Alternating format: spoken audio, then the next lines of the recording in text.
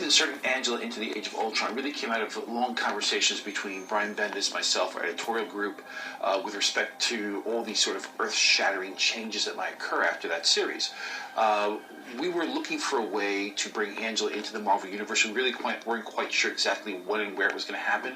But then we started thinking about Age of Ultron and thought there might be a way that her storyline dovetails in with Age of Ultron and would sort of unleash this character in the Marvel Universe. So it really was kismet in a lot of ways, and the timing worked out beautifully.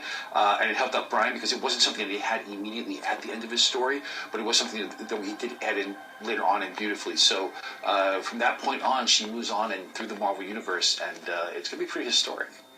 When it came to the redesign of Angela, a lot of things came into play here. First of all, there was a certain, iconography to the character that made her recognizable, something that Todd McFarlane and Greg Capullo really started created in the McFarlane universe. So I didn't want to deviate too far from that, but at the same time, there were inconsistencies in the characters. Like after Greg had been done drawing her in the Angela series, subsequent artists didn't really draw her the same from book to book and sometimes panel to panel. So I wanted to bring a little bit of consistency to it, but I also wanted to add a little bit of a Marvel flavor to it.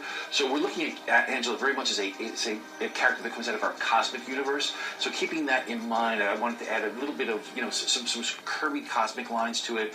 You'll notice that some graphics on her costume and on her weaponry that have a bit of a Kirby flair. So I need to Marvelize it in a lot of ways. And again, standardize the costume so that it sort of worked in 3D and you could really turn it around and all the elements would work and she could actually walk around in that costume. I'm sure it'll change over time as we start moving on because, as I start looking at it, she's supposed to be a warrior. There's not a lot covering her up in case she gets into a battle.